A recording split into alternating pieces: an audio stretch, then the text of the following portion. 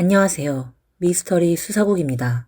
2010년 7월 26일 오전 7시 14분 서울시 강북구 수유동에 위치한 다세대 주택에서 화재가 발생했습니다. 화재의 발화 지점은 3층의 한 방이었으며 그 방 안에서 한 여성의 시신이 발견되었습니다. 피해자는 24살의 이모 씨로 어머니와 함께 거주 중이었습니다. 피해자의 어머니는 청소일을 하고 있어 매일 새벽 3, 4시쯤 출근하는 것으로 확인되었습니다. 피해자가 발견되었을 때는 옷을 입지 않은 상태였으며 다리가 벌어진 상태였습니다. 경찰은 피해자가 성폭행 당한 뒤 살해당한 것으로 추정했으며 범인이 증거를 없애기 위해 방에 불을 지른 것으로 판단했습니다. 이 화재로 인해 현장에서는 지문이나 머리카락 같은 단서가 전혀 발견되지 않았습니다. 이러한 사건의 일반적인 조사 절차에 따라 경찰은 피해자의 시신을 국립과학수사연구원에 보내 검사를 의뢰했고 피해자의 몸에서 범인에 관한 단서를 찾기를 기대했습니다. 며칠 후 국과수의 검사 결과가 나왔습니다. 피해자는 성폭행을 당한 것이 확인되었고 범인의 DNA가 피해자의 몸에서 채취되었습니다. 피해자의 얼굴에는 테이프에 의한 자국이 있었으며 엄지손가락과 새끼손가락에는 묶인 흔적이 발견되었습니다. 국과수는 최종적으로 피해자의 사인이 목이 졸려 질식사한 것으로 판정했습니다. 사망 시각은 화재 발생 당일 새벽 4시에서 6시 사이로 추정되었습니다. 시신 부검 결과를 종합하고 피해자가 발견되었을 당시 양손이 가슴 앞에서 기이한 자세로 모여져 있었던 점, 그리고 그녀의 소지품이 사라진 점을 고려해 경찰은 범행이 계획적으로 이루어진 것으로 추정했습니다. 사건 당일 새벽 4시경 피해자의 어머니 박모 씨가 출근한 직후 피해자 집 근처에 잠복해 있던 범인이 집에 침입해 범행을 저지른 것으로 보입니다. 범인은 테이프로 이모 씨의 입을 막아 도움을 요청하지 못하게 했고 케이블 타이로 엄지와 새끼손가락을 묶어 최대한 저항을 억제했습니다. 이후 성폭행을 한 뒤 밧줄로 목을 졸라 살해했습니다. 범행을 마친 후에는 피해자의 소지품을 훔치고 방에 불을 질러 범행 흔적을 제거하려 했습니다. 범행 도구로 사용된 테이프와 케이블 타이 등이 철저히 준비된 점으로 미루어 볼 때 범인의 최초 목적은 성폭행이었던 것으로 추정됩니다. 도난은 단지 부수적인 행위였던 것으로 보입니다. 당시 피해자가 거주하던 주택 입구에는 대문을 정면으로 비추는 CCTV가 설치되어 있었습니다. 하지만 이 CCTV는 고정형이 아니라 회전형으로 6초마다 촬영 방향이 바뀌는 방식이었습니다. 그 시간대의 CCTV 영상에는 수상한 사람이 출입한 흔적이 전혀 발견되지 않았습니다. 즉 범인은 CCTV의 촬영 간격을 교묘히 이용해 출입했던 것으로 보입니다. 이에 경찰은 수사 범위를 확대하여 인근의 모든 CCTV를 조사했지만 안타깝게도 어떠한 단서도 발견되지 않았습니다. 범인은 매우 영리하고 교활했으며 대부분의 증거를 철저히 없앤 상태였습니다. 현재 남아있는 유일한 단서는 피해자의 몸에서 발견된 DNA 정보뿐이었습니다. 이러한 상황에서 경찰이 할 수 있는 유일한 방법은 대규모 DNA 대조 작업을 진행하는 것이었습니다. 우선 경찰은 해당 지역에서 전과가 있는 모든 범죄자를 대상으로 조사를 시작했습니다. 이런 유형의 사건에서는 과거 범죄를 저질렀던 이들이 다시 범행을 저지를 가능성이 높기 때문에 이들은 항상 최우선 조사 대상이 됩니다. 다음으로 피해자의 연인, 친구, 동료와 같은 주변 인물들이 조사 대상이 되었습니다. 이들은 피해자와 평소 자주 접촉하며 그녀의 일상에 대해 잘 알고 있었기 때문에 범행 가능성이 있다고 판단되었습니다. 그러나 조사 과정에서 이들 모두 경찰 조사에 협조적이었고 혐의는 완전히 배제되었습니다. 이모 씨의 친한 친구로부터 그녀가 평소 컴퓨터 게임을 즐겨한다는 사실을 알게 된 경찰은 게임에서 피해자와 접촉했던 모든 사람을 조사했습니다. 하지만 이 조사에서도 아무런 단서를 찾지 못해 경찰은 난관에 부딪혔습니다. 결국 경찰은 해당 지역의 모든 주민들을 상대로 대대적인 조사를 해야 하는가 고민하게 되었습니다. 하지만 일반 시민들은 피해자의 주변인이나 전과자와는 달랐습니다. 전과자는 경찰 조사에 협조할 의무가 있었고 피해자의 친구들은 자발적으로 조사에 응했지만 일반 시민들이 모두 이를 이해하고 협조할 것이라고 기대하기는 어려웠습니다. 게다가 DNA 데이터베이스는 2016년에야 본격적으로 구축되기 시작했기 때문에 2010년 당시에는 허가 없이 타인의 DNA를 마음대로 채취할 수 없었습니다. 비협조적인 사람들을 대상으로 합당한 이유가 없는 한 그들을 용의자로 분류해 조사할 수는 있었지만 조사 범위가 지나치게 넓어 경찰이 큰 어려움에 직면했습니다. 이에 경찰은 혈액형이 일치하는 사람들만 선별 조사하기로 결정했습니다. 하지만 2달 넘게 1000명 이상의 사람들을 조사했음에도 불구하고 결국 아무런 성과도 거두지 못했습니다. 이처럼 더딘 수사 진행에 지역 주민들의 불만도 점점 커져갔습니다. 자신이 거주하는 지역에서 이런 끔찍한 살인사건이 발생한 것에 대해 주민들은 모두 불안과 공포에 휩싸였습니다. 범인이 체포되기 전까지는 밤이 되면 거리에는 거의 사람이 보이지 않았으며 특히 젊은 여성 대학생과 직장인들은 밤에 외출하는 것을 꺼렸습니다. 대부분의 가정은 문과 창문을 굳게 잠갔고 많은 사람들이 이 지역을 떠날 계획을 세우기 시작했습니다. 그들은 혹시라도 범인의 다음 목표가 자신이 될까봐 두려워했습니다. 이 사건의 범인은 매우 교묘하게 범행 증거를 넘기지 않아 경찰의 수사에 큰 어려움을 주었습니다. 당시 경찰은 범인의 DNA를 확보한 상태에서 반드시 최선을 다해 범인을 조기에 검거할 것이라고 믿고 있었습니다. 경찰은 반복적으로 증거를 검토하며 놓친 단서가 없는지 확인하고 주변 주택가, 주유소, PC방 등을 돌며 범인의 흔적을 찾기 위해 노력했습니다.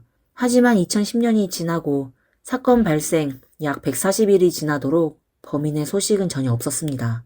이 사건은 당시 서울에서 발생한 유일한 미제 사건으로 남을 위기에 처해졌습니다. 경찰마저도 수사에 대한 희망을 잃어가던 그때 사건의 전환점이 찾아왔습니다. 2012년 3월 11일 오전 7시 30분경 서울 성북구 경찰서에 신고 전화가 접수되었습니다. 신고자는 동선동의 한 아파트에서 한 여성이 주거 침입과 성폭행을 당했다고 알렸습니다. 경찰은 즉시 현장에 출동했습니다. 현장에 도착한 경찰은 아파트 문이 열려 있고 신고에 사용된 휴대전화가 내부에 남아있는 것을 발견했지만 피해자는 현장에 없었습니다. 이 순간 경찰은 긴장감을 느꼈습니다. 하지만 다행히도 경찰의 수색 끝에 인근 지역에서 피해자를 발견할 수 있었습니다. 피해자는 23살의 젊은 여성으로 범행을 당한 이후 정신 상태가 매우 불안정했습니다. 그녀는 범행 이후 집이 안전하지 않다고 느껴 사람들로 붐비는 아파트 아래로 내려가 심리적 안정을 찾으려 했습니다. 결국 경찰은 사람들이 모여있는 장소에서 그녀를 발견했습니다. 그녀는 몸을 웅크리고 땅에 앉아 있었고 극도의 공포와 불안 속에 있었습니다. 경찰은 그녀와 대화를 시도하며 범행과 관련된 정보를 알아내려 했으나 이 사건에 대한 언급은 그녀의 깊은 공포심을 자극했고 강한 트라우마 반응을 일으켰습니다. 이러한 상황에서 경찰은 피해자의 신체 검사를 통해 범인의 DNA 샘플을 수집하기로 결정했습니다. 곧 구호센터 직원들이 현장에 도착했습니다. 이 기관은 한국에서 성범죄 피해 여성과 아동에게 신체적, 정신적 치료를 제공하는 전문기관입니다. 피해자의 정신상태를 고려한 경찰은 그녀를 해바라기 센터로 이송하는 것이 최선이라고 판단했습니다. 해바라기 센터에서 제공하는 안전하고 편안한 환경은 피해자의 빠른 회복을 도울 뿐만 아니라 경찰 수사를 계속 진행할 수 있는 기반을 마련할 수 있었습니다. 피해자가 해바라기 센터로 이송된 후 경찰은 사건 현장을 철저히 조사하기 시작했습니다. 방 안에서는 범인의 직접적인 흔적이 발견되지 않았지만 사용된 파란색 테이프와 케이블 타이가 발견되었습니다. 이 물건들은 경찰에게 매우 익숙했습니다. 이전에 비슷한 사건에서 같은 종류의 물건이 사용된 적이 있었기 때문입니다. 이로 인해 경찰은 이번 사건이 이전 사건과 연관되어 있을 가능성을 의심하기 시작했습니다. 이를 확인하기 위해 피해자의 몸에서 채취한 체액 샘플을 기술분석센터에 보내 DNA 분석을 의뢰했습니다. 결과를 기다리는 동안 경찰은 1년 전 강북구 수요동에서 발생했던 사건을 떠올렸습니다. 그 사건 역시 성폭행 사건이었으며 같은 파란색 테이프와 케이블 타이가 사용된 점에서 유사점이 많았습니다. 마침내 분석 결과가 나왔습니다. 예상대로 두 사건은 동일한 범인에 의한 범행임이 확인되었습니다. 경찰은 이 결과에 흥분하면서도 긴장했습니다. 드디어 단서를 찾았지만 동시에 이 범인은 이미 연쇄 범죄를 저지르고 있다는 의미였기 때문입니다. 더 이상의 피해를 막기 위해 경찰은 신속히 그를 검거해야 했습니다. 한국 해바라기 센터의 도움으로 피해자의 신체적 정신적 상태는 점차 회복되었고 그녀는 사건 일부 세부 사항을 회상하며 경찰 수사에 협조하기 시작했습니다. 피해자의 진술에 따르면 사건 전날 밤 대문을 닫는 것을 깜빡 잊었고 다음날 아침 깊은 잠에 빠져 있을 때 모자를 쓰고 마스크와 장갑을 낀 낯선 남자가 방으로 침입했습니다. 그는 날카로운 흉기를 피해자의 목에 들이대며 소리를 내지 말라고 위협했습니다. 이후 피해자의 휴대전화를 찾아 끊고 그녀가 신고하지 못하도록 했습니다. 그런 다음 가방에서 파란색 테이프를 꺼내 그녀의 입을 막았고 케이블 타이로 두 손의 엄지손가락과 새끼손가락을 각각 묶었습니다. 범인은 키가 크고 체격이 좋았으며 키는 약 180cm 정도로 추정되었습니다. 완전히 무장하고 있었기 때문에 정확한 얼굴이나 특징은 알 수 없었지만 나이는 대략 30대 초반으로 보였습니다. 그는 가슴에 눈꽃 무늬가 새겨진 니트 스웨터를 입고 있었습니다. 범행을 마친 후 범인은 피해자를 더 이상 해치지 않았고 그녀의 손에 묶인 케이블 타이를 푼 후 약간 도발적인 태도로 경찰에 신고해서 나를 잡아도 상관없어 라고 말한 뒤 현장을 떠났습니다. 그의 태도는 매우 뻔뻔하고 대담했습니다. 피해자가 제공한 단서를 바탕으로 경찰은 인근 주민과 상점을 대상으로 탐문 조사를 진행하며 목격자를 찾으려 했습니다. 그러나 범인은 여전히 교묘하게 움직이며 큰 건물에 출입하거나 나갈 때도 사람들을 철저히 피했고 어떠한 목격 증거도 남기지 않았습니다. 이어 경찰은 CCTV 영상을 면밀히 분석하기 시작했습니다. 첫 번째 사건 조사 당시에는 범인의 외형이나 특징에 대해 전혀 알지 못해 설령 CCTV에 범인이 잡혔다 해도 변장한 상태라면 알아볼 수 없었습니다. 하지만 이번에는 달랐습니다. 피해자의 증언을 통해 범인의 체격과 복장을 알게 된 경찰은 주변 교차로 CCTV뿐만 아니라 인근 5개 지하철역과 사건 지역을 지나간 90여 대의 버스 내부 CCTV 영상까지 모두 확인했습니다. 이 길고 긴 과정에서 드디어 중요한 단서를 발견하게 되었습니다. 범인은 서울 지하철 4호선 해화역에서 마스크를 벗었고 평범한 직장인처럼 보이는 모습으로 군중에 섞여 지하철로 들어갔습니다. 이후 그는 지하철에서 내려 시외버스를 탔습니다. 그러나 시외버스의 CCTV는 상태가 열악하고 정보가 불완전했습니다. 이에 경찰은 버스 회사에 문의해 해당 버스의 이동 경로를 파악했고 경로에 있는 버스 정류장 주변 상점들을 조사하기 시작했습니다. 결국 경찰은 한 외곽 지역의 편의점 CCTV에서 범인의 모습을 포착했습니다. CCTV 시간 기록을 통해 범인의 구매 내역을 확인한 결과 그는 이 편의점에서 여러 차례 물건을 구매한 것으로 드러났습니다. 모든 구매에 동일한 신용카드를 사용한 덕분에 그의 최근 소비 내역도 쉽게 확인할 수 있었습니다. 소비 기록을 분석한 결과 범인의 주요 활동 지역은 도시 외곽의 한 마을과 도심의 한 은행 주변으로 나타났습니다. 활동 시간도 규칙적이어서 주로 출근 시간에는 도심에, 퇴근 시간에는 외곽 마을에 머무르는 것으로 확인되었습니다. 이 단서를 바탕으로 경찰은 범인이 매일 시외버스를 타고 지하철로 이동해 도심으로 출근할 가능성이 높다고 추정했습니다. 그러나 범인의 교활함을 고려해 대규모 체포작전은 배제했습니다. 만약 대규모 작전을 펼칠 경우 범인이 눈치를 채고 도망칠 가능성이 높았기 때문입니다. 또한 경찰은 협조해준 편의점 점주에게도 범인에 대한 정보를 절대 외부에 유출하지 말 것을 당부하며 신중히 수사를 이어갔습니다. 결국 경찰은 범인이 매일 이용하는 것으로 추정되는 시외버스 정류장에 잠복하기로 결정했습니다. 그가 버스를 타기 위해 나타날 때까지 기다린 후 신속하게 체포작전을 실행하기로 했습니다. 2012년 3월 21일 용의자는 시외버스에서 내려 외곽의 한 버스 정류장에 나타났습니다. 이미 오랜 시간 그를 기다리고 있던 10여 명의 경찰이 일제히 달려들어 그를 제압했습니다. 그러나 주변의 주민들은 이 광경을 보고 처음에는 조직폭력배 간의 다툼으로 오해하여 용의자를 보호하려고 달려들었고 현장은 한순간에 아수라장이 되었습니다. 경찰은 용의자에게 수갑을 채우는 동시에 주변 주민들에게 그가 경찰이 쫓고 있던 범죄자임을 설명해야 했습니다. 이후 경찰차가 도착해 용의자를 이송한 뒤에야 상황은 점차 진정되었습니다. 체포된 남성은 곧바로 DNA 검사를 받았으며 검사 결과 이전 사건의 DNA와 완벽히 일치한다는 결과가 나왔습니다. 이에 따라 경찰은 그의 범행에 대한 본격적인 조사를 시작했습니다. 용의자는 강모 씨로 서울 강북구 수유동 출신이었습니다. 체포 당시 그는 도심의 한 은행에서 보안요원으로 근무하고 있었습니다. 그의 집을 수색하던 경찰은 13개의 각기 다른 흉기와 78개의 손목시계를 발견했는데 이 중 절반은 여성용 손목시계였습니다. 범죄 심리학적으로 범인은 범행 후 피해자의 소지품을 전리품처럼 남겨두는 경우가 있습니다. 이 손목시계들은 강모 씨에게 그러한 의미를 가졌을 가능성이 있었습니다. 경찰은 이를 근거로 강모 씨가 단순히 2건의 범죄만 저지른 것이 아닐 수도 있다고 의심하기 시작했습니다. 조사 과정에서 강모 씨는 자신이 저지른 범죄를 인정했지만 발견된 손목시계들에 대해서는 재개발 지역에서 주운 것일 뿐 훔친 것이 아니다 라고 주장했습니다.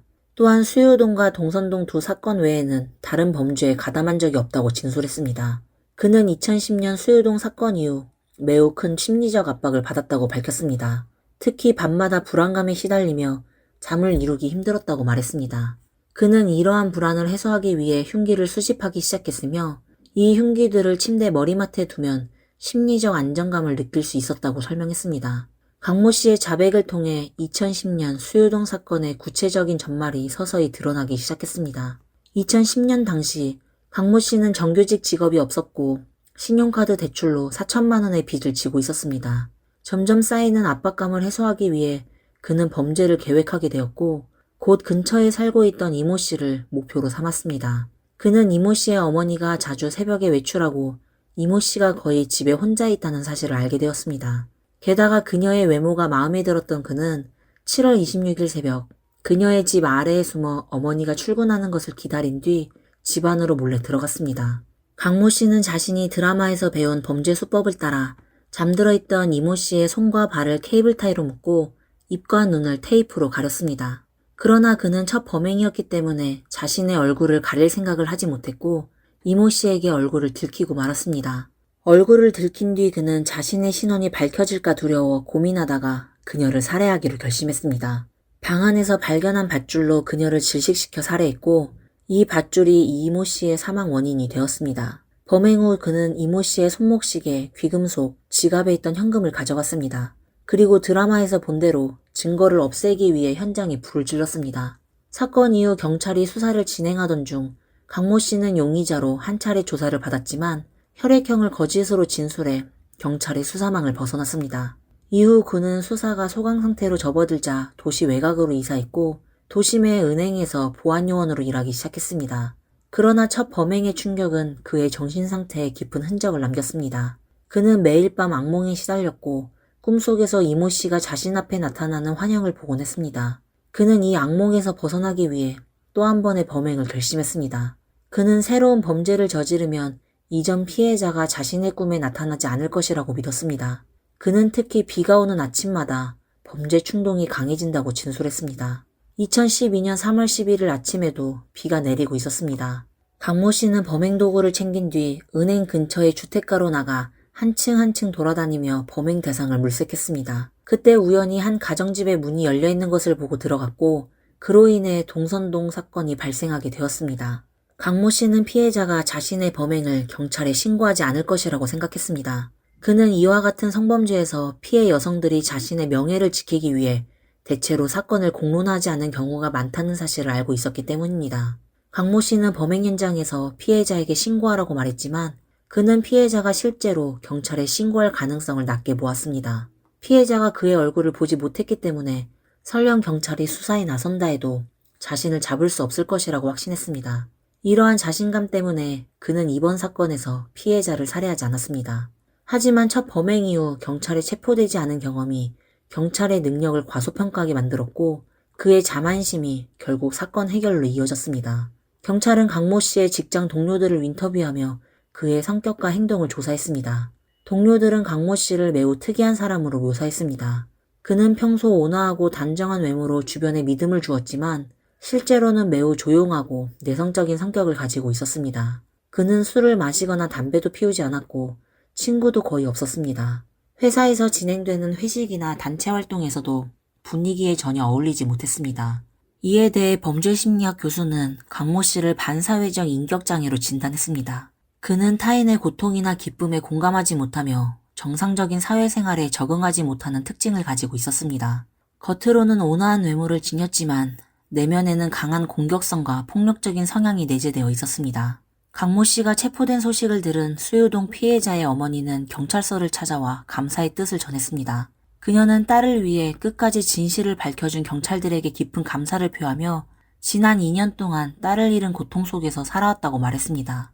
딸이 세상을 떠난 후 매일 밤 딸이 구석에서 몸을 웅크리고 있는 꿈을 꾸었다고 털어놓으며 슬픔을 전했습니다. 법원은 강모 씨에게 살인, 방화, 절도, 성폭행 등의 혐의를 적용해 무기징역을 선고했습니다. 강모 씨는 판결에 순응하며 항소하지 않았고 현재까지도 교도소에서 형을 복역 중입니다. 이상으로 오늘의 이야기를 마치겠습니다. 여러분의 생각과 의견을 댓글에 남겨주세요. 건강한 하루를 보내시길 바라며 다음에 다시 찾아뵙겠습니다. 감사합니다.